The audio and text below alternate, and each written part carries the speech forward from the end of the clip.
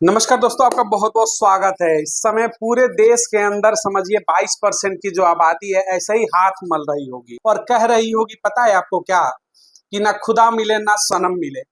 ना खुदा का ही दीदार हो पाया ना सनम ही मिल पाई उन्हें। कि देश की एक बड़ी आबादी 22% की मुस्लिम वोटरों की इस चुनाव में जिस तरीके से बीएसपी के खिलाफ षड्यंत्र रच करके पूरे देश के अंदर जो माहौल बना गया, खासतौर से उत्तर प्रदेश में, कि बसपा बीजेपी की बी टीम है और कांग्रेस और समाजवादी पार्टी के ये जो दो 55 साल से ऊपर वाले बूढ़े लड़के हैं, इनको नौजवान कहा जाता है, इन्होंने ऐसा भ्रम की स्थिति पैदा की कि ये संविधान बचाने की लड़ाई है, लाल डायरी लेकर के घूमे और लोगों में ऐसा माहौल बनाया और बीएसपी के खिलाफ ऐसे माहौल खड़े किए इन्होंने कि सारे दलित वोटर और मुस्लिम वोटर एकमुश्त होकर के इंडिया गठबंधन को वोट कर दिया।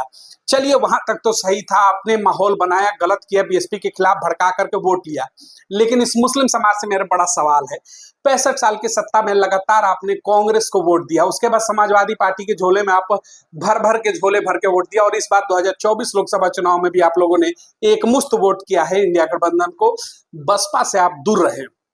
लेकिन सवाल देखिएगा, केंद्र की सत्ता को रोकने के लिए राहुल गांधी ने जो माहौल बनाया कि वो केंद्र की सत्ता को रोक पाएंगे, बीजेपी के विजय रथ को रोक पाएंगे, क्या राहुल गांधी रोक पाए? नहीं रोक पाए। वो विफल रहे क्योंकि वो जब तक बसपा जैसी पार्टियों को, बड़ी पार्टी को सम्मिलित नहीं करेंगे, ये पॉसिबल नहीं है, लेकिन वो नहीं करेंगे। अब सुनिए, आपने कांग्रेस को झोली भर के वोट दिया, भाजपा की फिर से सत्ता में वापसी हो गई। कैबिनेट मिनिस्टर जो 70 से ऊपर पद गए, कैबिनेट मंत्रालय में पूरे देश के अंदर एक भी मुस्लिम चेहरा सम्मिलित नहीं हुआ। ध्यान रखिएगा, ये 18वीं लोकसभा है देश का और इतना बड़ा, दुनिया का सबसे बड़ा लोकतंत्र कहते हैं, उस दुनिया के सबसे बड़े लोकतंत्र में सबसे बड़ी आबादी यानी 22% मुस्लिम समाज की आबादी और उसका एक भी कैबिनेट मिनिस्टर में, मिनिस्ट्री में ना होना, इस समाज के लिए एक बड़ा सवाल है कि आप कितने हाशिए पर हैं। और इस हाशिए पर 75 वर्ष की आजादी के बाद सारी कौमें आगे बढ़ गई, लेकिन मुस्लिम समाज आज भी जीरो पायदान पर क्यों है? आपकी केंद्र में भागीदारी जीरो क्यों है? अब सबसे बड़ा सवाल आता है, बीएसपी बीजेपी की भी टीम है, इसी के बदौलत आपने वोट किया झोली भर करके, कांग्रेस को खुश किया जैसे 65 सालों से करते आ रहे थे। अब सवाल देखिए, नेता प्रतिपक्ष, चलिए भाई, केंद्र में राहुल गांधी कहते हैं कि हमारी सरकार नहीं आ पाई। अब आते हैं सवाल, नेता प्रतिपक्ष का जो चुनाव हुआ, वो कैबिनेट मिनिस्टर के बराबर का पद माना जाता है कि केंद्र में उसकी पावर होती है। कैबिनेट मिनिस्टर की जितनी पावर होती है, नेता प्रतिपक्ष एक महत्वपूर्ण पद होता है। उस पद पर आपको जानकर हैरानी होगी कि चुना कौन गया है? राहुल गांधी। ये खबर आप तक पहुंच चुकी है, राहुल गांधी नेता प्रतिपक्ष बने। सवाल अब्दुल से है, अब्दुल तुमने कांग्रेस का झंडा भी उठाया, अब्दुल तुमने दरी भी बिछाई और अब्दुल तुमने ईमानदारी के साथ 65 साल लगातार कांग्रेस को वोट किया, लगभग 75 वर्ष तक तुमने ईमानदारी के साथ उनको वोट किया। क्या अब्दुल को वो पद नहीं मिलना चाहिए नेता प्रतिपक्ष का? पूरे देश के अब्दुल से सवाल है, यानी कि पूरे देश के मुस्लिम समाज से 22% से ये मेरा सवाल है कि क्या वो नेता प्रतिपक्ष की जो कुर्सी है, कैबिनेट का पावर होता है, प्रधानमंत्री के बाद सबसे बड़ा पावर कह सकते हैं, तो क्या किसी मुस्लिम समाज के सांसद को नहीं मिलना चाहिए था? नहीं मिला। अब आते हैं दूसरे पायदान पर कि भाई अब्दुल मजबूर है, झंडा ही उठाना उसे पसंद है और दरी बिछाना, लेकिन बहन मायावती जब कहती है कि नहीं अब्दुल तुम झंडा मत उठाओ, तुम दरी मत बिछाओ, तुम भी संसद जाओ, हाथी पर चढ़ो और संसद जाओ और अपने भाग्य का फैसला करो, तो अब्दुल कहता है कि नहीं, आप तो भारतीय जनता पार्टी की बी टीम है। हालांकि वही समाजवादी पार्टी भरी संसद के अंदर मुलायम सिंह कहते हैं कि मोदी प्रधानमंत्री बने। राज्यसभा के चुनाव में वही समाजवादी पार्टी के दर्जन भर विधायक समाजवादी पार्टी के, भारतीय जनता पार्टी को सपोर्ट करते हैं, लेकिन सवाल किस पे उठता है कि मायावती बी टीम है। बनाते रहिए मायावती को बी टीम, मायावती का कुछ बिगड़ने वाला नहीं है। मायावती जिस दिन अपने विचार और जिस दिन अपने संवैधानिक सोचों से थोड़ी सी भी अगर डिसबैलेंस होकर के गठबंधन कर ली तो सत्ता में वापिस आ जाएंगी। वो अपने विचारों को त्यागती नहीं है, उनका जो एक विचार है उसको लेकर के वो लड़ाई लड़ती है, विचारों की लड़ाई है। वरना अब्दुल जिस दिन सत्ता में आना चाहे, बीएसपी के लिए बड़ी चीज नहीं है। वो समझौता नहीं करती अपनी नीतियों के साथ, अपने विचारों के साथ समझौता नहीं करती, इसलिए आज शायद ऐसी स्थितियां बनी है। बहरहाल अब्दुल के हाथ में क्या गया? कुछ भी नहीं गया। अब्दुल को क्या मिला?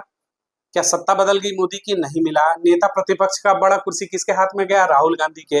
अगर इंडिया गठबंधन जीती तो प्रधानमंत्री कौन बनता? राहुल गांधी। इंडिया गठबंधन हार गई तो नेता प्रतिपक्ष कौन बनेगा? राहुल गांधी।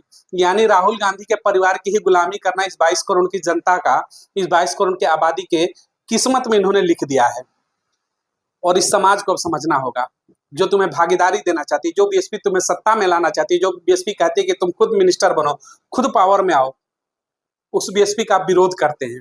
और जो कांग्रेस आपको खिलौने की तरह 75 साल से खेलते हुए आ रही है, उस कांग्रेस को आप झोली भर के वोट देते हैं। और जो नेता प्रतिपक्ष बनने की बात आती है तो कहता है अब्दुल तू जा झंडा उठा, अब्दुल तू जा दरी बिछा, अब्दुल तू जा उपचुनाव की तैयारी कर, अब्दुल तू जा महाराष्ट्र की चुनाव की तैयारी कर, अब्दुल तू जा राजस्थान की चुनाव की तैयारी कर, अब्दुल तू जा अन्य जगहों की चुनाव की तैयारी कर।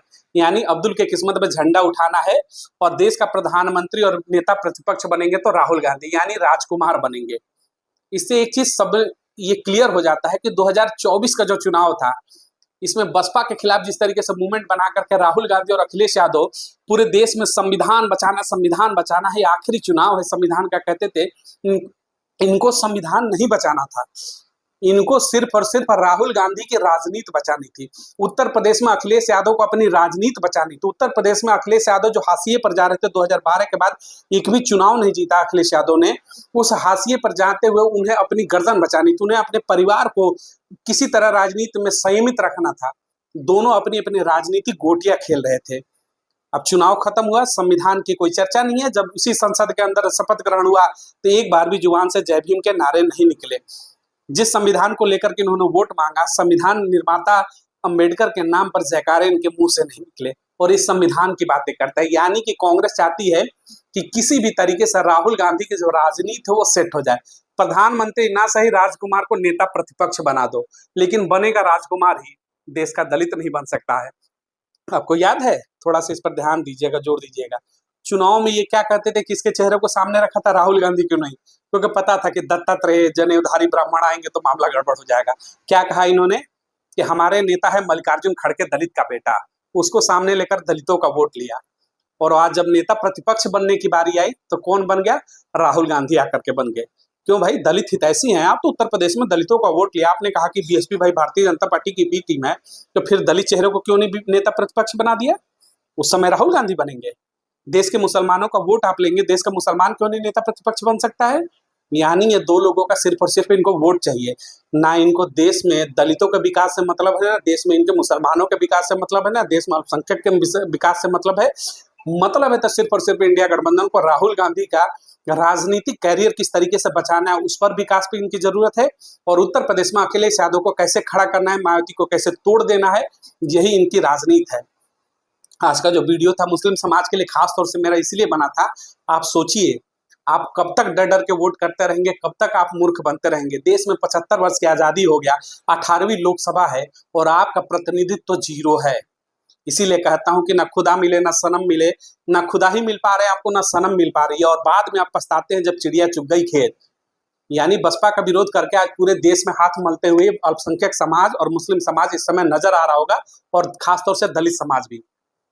क्या कर लिया आपने वोट दे करके। यानी जब जब आप बसपा का विरोध करेंगे, बसपा ही इकलौती ऐसी पार्टी जो आपको हक और हुकूमत और भागीदारी की बात करती है।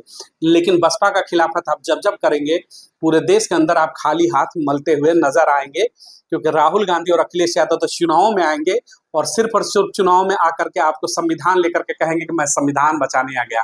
राजकुमार निकला है संविधान बचाने। एक राजकुमार है जो माँ की सीट खाली होंगे तो बेटा लड़ेंगे, बेटे की सीट खाली होगी तो बहन लड़ेगी, बहन का सीट खाली होगा तो जीजा लड़ेंगे। यानी परिवार के अंदर कांग्रेस घूमेगी। वहीं समाजवादियों का देखिए, पूरा समाजवाद उनके परिवार के अंदर ही सेट हो जाता है। एक ही परिवार से 5-5 लोग सांसद चुन करके जाते हैं और कहते हैं पार्टी का नाम क्या है, समाजवादी। ये समाजवाद देखिएगा, उनका पूरा परिवार के अंदर ही समाजवाद फिट हो जाता है और ये कहते हैं कि हम हुकूमत देंगे, बराबरी देंगे। ये बहरूपीय हैं।